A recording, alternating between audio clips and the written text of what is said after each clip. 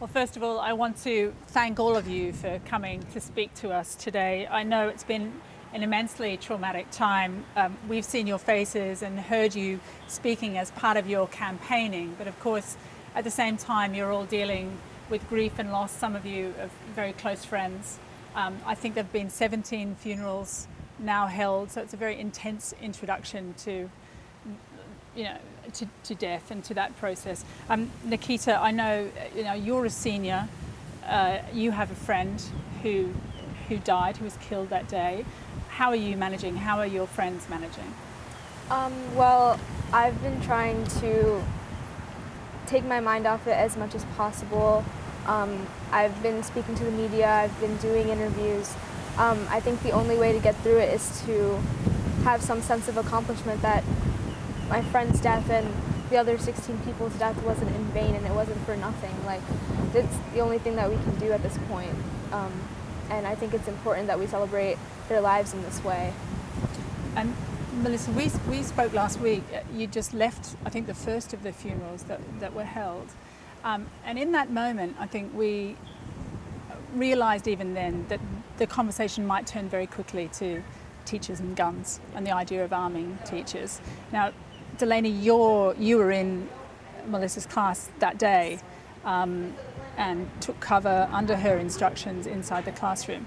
Was there any moment when you thought, I kind of wish there was someone here to defend me with a gun?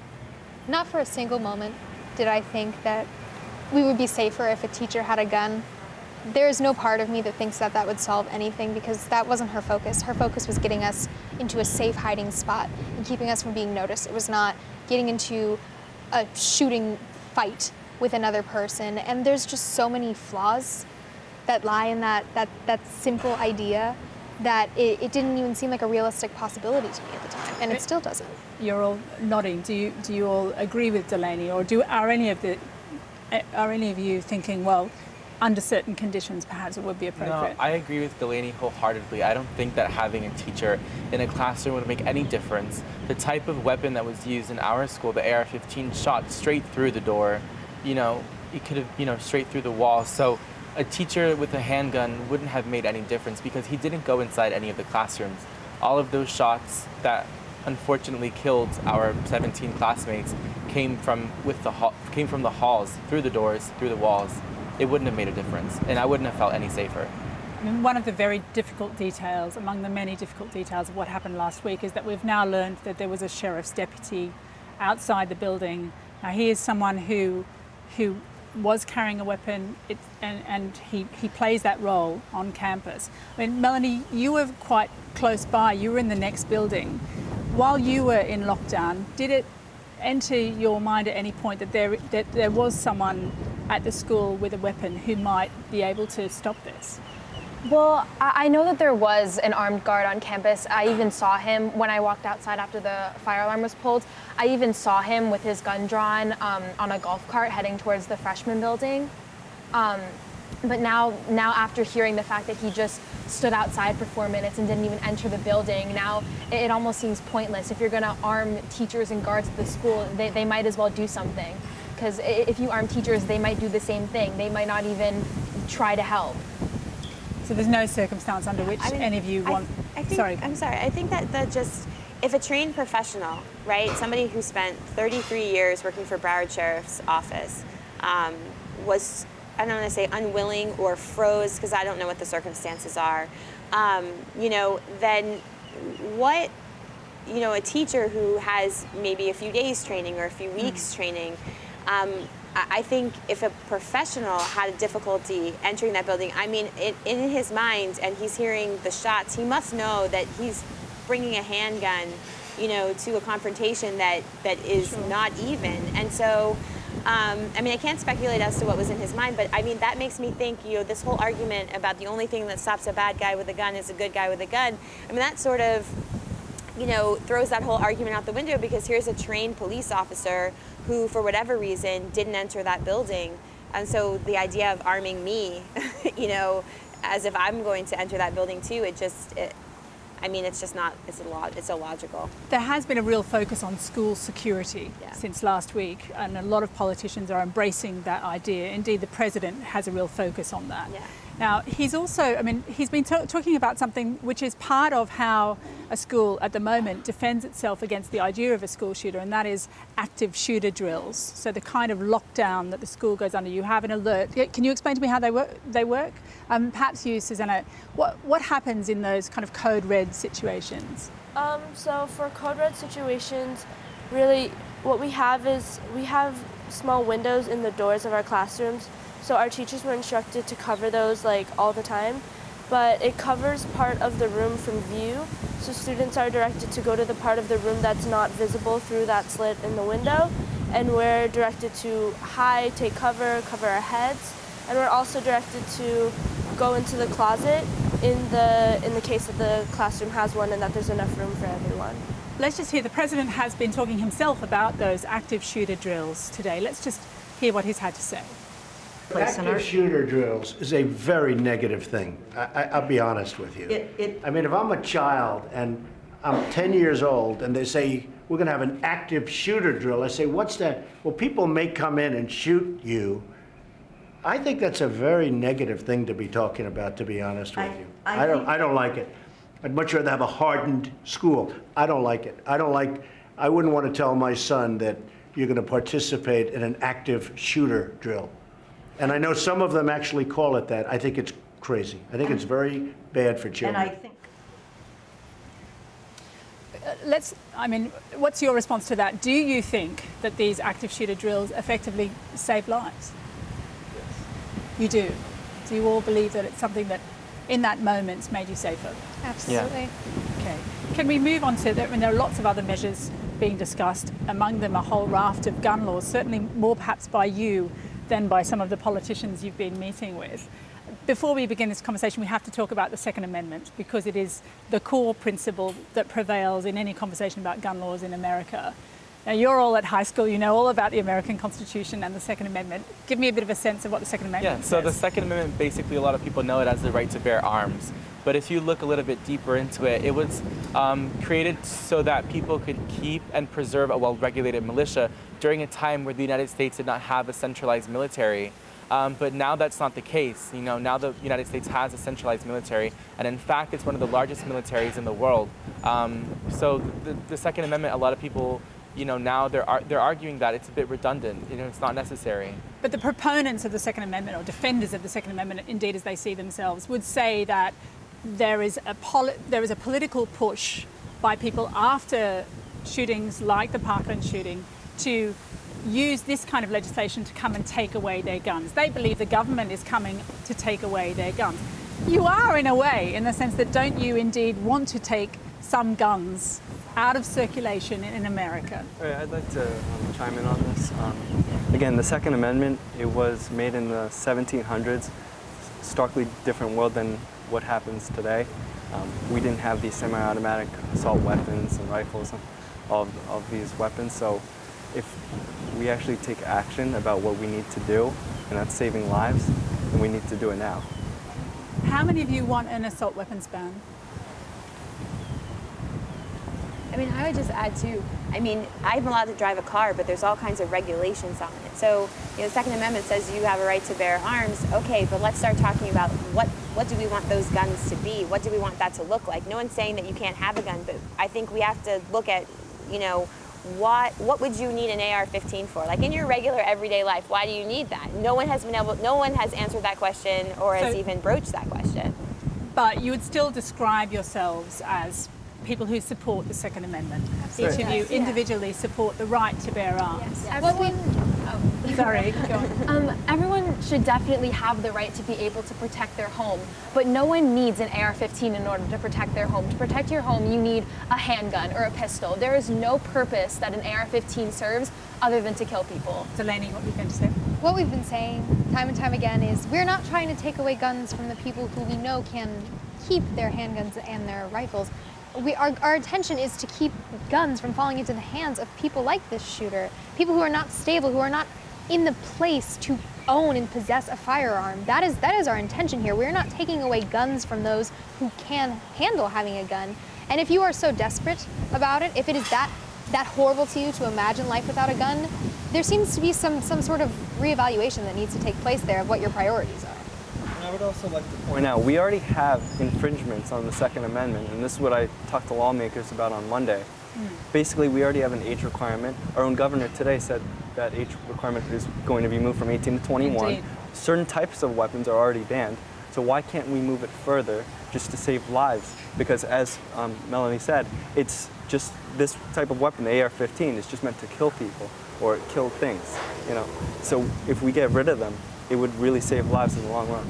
One thing that we haven't spoken about is your generation, in a way. You were born around the time that the Columbine school shooting happened.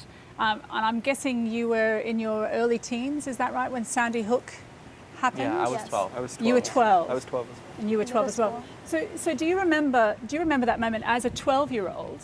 Do you remember learning about that? Do you Yeah. remember what you thought about that? I remember just watching a lot of the media coverage that was on it, and kind of learning, you know, what had transpired in the events, and the fact that the people who are in there in the school listening to the shots, you know, they're terrorized by that, and you know, they had to live with that. And so many children, you know, 26 children had been shot, and you know, for me, it's unfathomable that when something like that happened, people didn't rise to the occasion, and our politicians didn't rise to the occasion, and decide that, you know, this type of weapon is not necessary in our society today. I guess that's the critical question, isn't it, going forward, in the sense that, you know, tragically after Columbine, there were calls and campaigns for changes, nothing happened.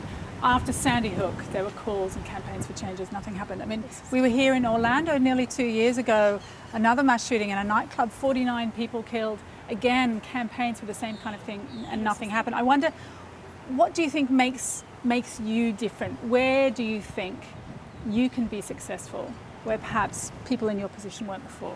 We're in a place where we are, of course, we come from an affluent community. As we've said, Parkland was long considered the safest city in Florida.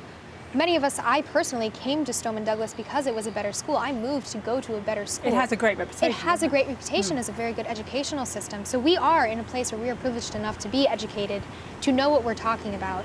And that has been such a huge tool for us to know how to speak out and how to do it eloquently, because we have that ability, and we're teenagers. We know how to use social media to our advantage. We speak the digital language, and we're using it. We are absolutely using it as a huge platform for us to give our thoughts without them being in any way edited by the media, because that is a thing that has to happen.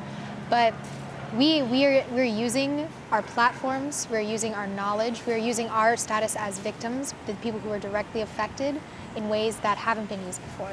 I mean, let's talk some more about that activism, as well as the kind of social media activism that you're talking about, and the national platform that you've assumed. I mean, a number of you went to Tallahassee, so the state capital here in Florida, earlier in the week, to address directly lawmakers and to push for some changes. Now, of course, Rick Scott, the governor, has today announced what those changes will be. Included among them are some of your core demands, so raising the minimum age for access to weapons from 18 to 21. He's dedicated a certain amount of money to mental health programs, and he's talking about potentially building a kind of an early warning system or a gun violence restraining order. So if someone is threatening to use their weapons, a family or a friend can go to the police and those weapons can be taken away. Is that what, I mean, given that you all went and you've come away, and this has happened just a few days later, is that an encouraging development for you? Absolutely. It's definitely a step in the right direction, and I'm very glad to see now that Governor Rick Scott took into consideration our suggestions and our demands in his proposal. However, I don't think any of us will be assured until that proposal is passed as a bill. Right. I mean, there's still the politics of Florida to deal with, aren't there? Yeah, absolutely. I mean, when we talk about activism, one of the side effects of that, certainly in the US, and I think peculiarly in the US when it comes to mass shootings, are these kind of conspiracy theories that emerge. Oh, yes. Now, it's kind of difficult to, as an outsider, to understand where this comes from, but it's certainly something that other families and friends, for example, in Sandy Hook, have been really troubled by, where basically there's a suggestion that the whole thing is a hoax. I mean, who can explain to me how these conspiracy theories, like, what are they saying? I've been, my social media following has grown a lot because of the exposure that we've had, and with that growth comes, of course, droves and droves of people who are hating and trolling on us and calling me a crisis actor, calling me heartless, calling me coached, deranged even. And it's, of course it gets to a degree like where it seems a bit hurtful, but ultimately we know that these people, they're just complaining. They're not doing anything. These are the people who are they're sitting in front of their computers and they're typing out hate, but they're not taking action. We're the ones taking action, and we are gaining so much support that all we can do is look over it. If we engage with them, that's just going to make us look immature. I think our politics has descended into this sort of like shouting at each other without actually listening and name calling, and on both sides, you know, on both the liberal and the conservative side. And so, you know, it's an excuse not to listen, because if they can discredit Delaney and they can discredit David Hogg, then they don't have to listen to the other side. I think the pleas that are coming from these kids are so emotional and they're so raw and they're so powerful, and then people want to be, I mean, honestly, that's the best counter to the argument they can come up with, is that they're planted and they're fake because they don't want to listen. They just don't, if that makes it easier for them not to address the issues that we want to talk about. I mean, I understand that you're using your platforms very effectively to push back against these ideas, but I mean, Melanie, on some level, it must feel quite hurtful given what you've been through. You know, some students are getting death threats.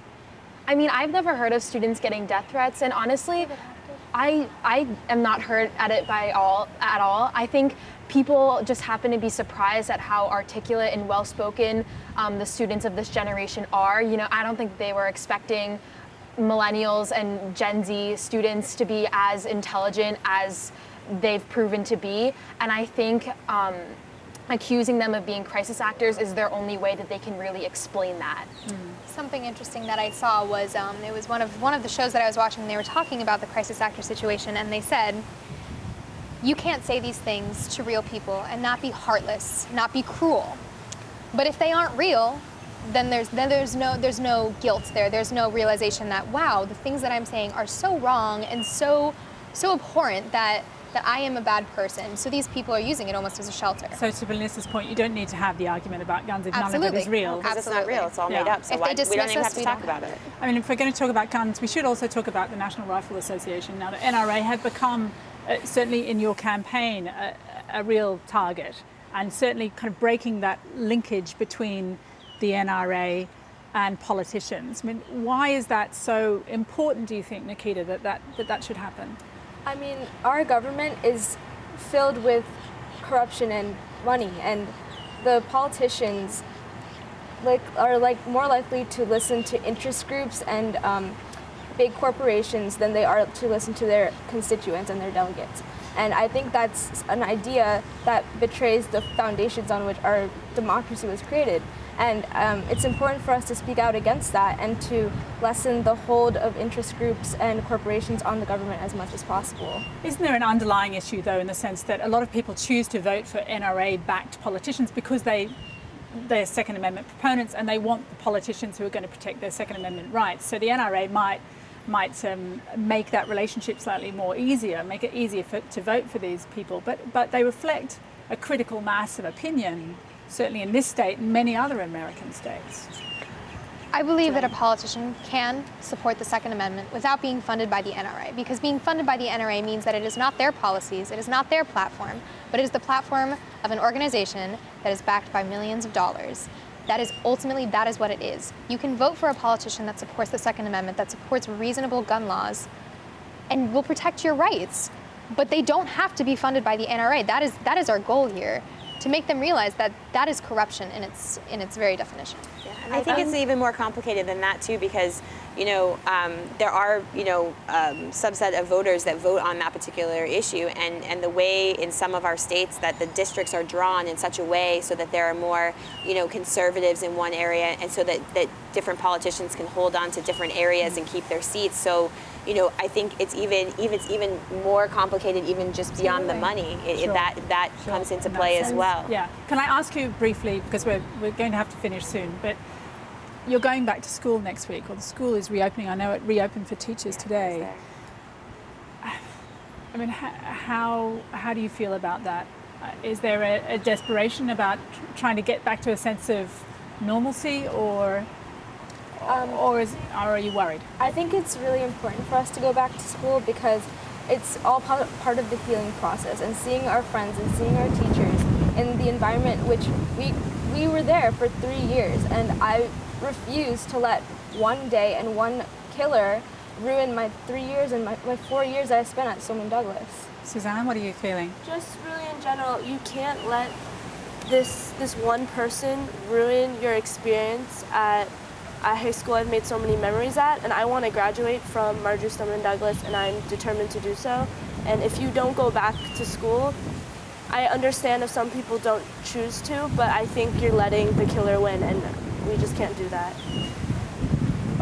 I'd like to agree exactly with Nikita and Susanna said, but I also wanted to elaborate on what Dimitri said as well about Governor Rick Scott's actions.